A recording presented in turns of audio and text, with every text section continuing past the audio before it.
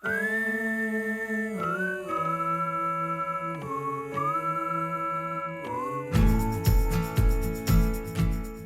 County is home to many wonderful things in the state of California. First of all, it's a significant tourist attraction. If you go down to Monterey and Carmel Valley, that whole area is just absolutely gorgeous. Probably the best aquarium that one can visit publicly in the world, and home to a very thriving wine community.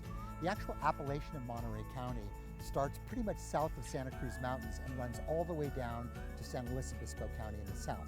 Long before the arrival of the great author John Steinbeck, for whom Monterey is a very special place, the Franciscan monks established wine country in Monterey County in the 1790s. And while wine has been made essentially contiguously since the 1790s, it's really in the 1960s when the modern era of vinification and winemaking arrived in this part of the state. The county itself is defined by two mountain ranges, the Santa Lucia mountain range and the Gavilan mountain range. The valley itself runs through the middle. On the western side, closer to the ocean, it's really all about Pinot Noir, Chardonnay, and Syrah. As you move internally, it gets more about Cabernet, particularly as you get towards Carmel Valley, and other red wine grapes like Merlot, and to a little lesser effect, a bit of Zinfandel. Moving south from Monterey County, one hits San Luis Obispo County, and at the gateway of this, one specifically arrives at Paso Robles. One of the defining features of San Luis Obispo is the Templeton Gap, and this pulls in cool air from the Pacific Ocean and helps moderate the temperature of the overall region. The appellation itself is made up of just a handful of AVAs. You have York Mountain, Paso Robles, Edna Valley, and Arroyo Grande.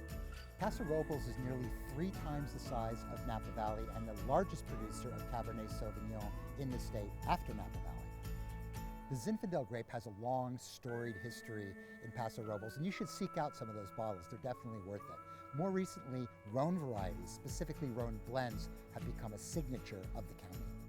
Paso Robles is home to a huge diversity of grapes. You have Rhone-style grapes that are made there, you have Cabernet Sauvignon that is there, you have Zinfandel that is there, and it's really hard to pick one singular wine, of course, to represent the entire county. However, I did pick Cabernet Sauvignon because outside of Napa Valley, there's more Cabernet planted in Paso Robles than anywhere else.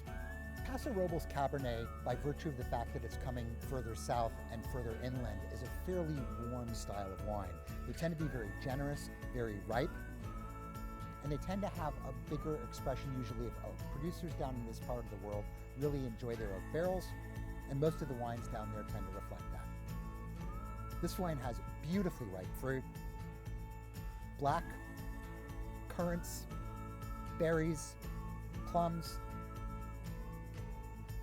herbs, a little bit of mushroom, touch of rocky minerality, and a nice soupçon of oak. There's just a lovely amount here that lifts things with a bit of vanilla, a little bit of baking spice, a bit of star anise, and a bit of toast. While there are many producers in the Paso Robles area, I think I can say with complete confidence that the J. Lohr Winery has done amongst the best jobs of any winery in any one appellation at lifting the visibility and lifting the overall quality of the area. Paso Robles was fairly sleepy for a long period of time, and what J. Lohr has done with many varietals in the various tiers that they produce has been really exemplary for the county and for the appellation. If this particular Cabernet from J. Lohr isn't available to you, well, needless to say, you'll probably find some others. Again, it's such an important grape within the county. I would also encourage you to explore supplementary to this, or instead of this, if it makes more sense to you, some of the Rhone grapes that they have there. Tablas Creek Winery is here, Eberly Winery is here. There's a number of people making wonderful red and white Rhone styles that are also worth seeking out and trying.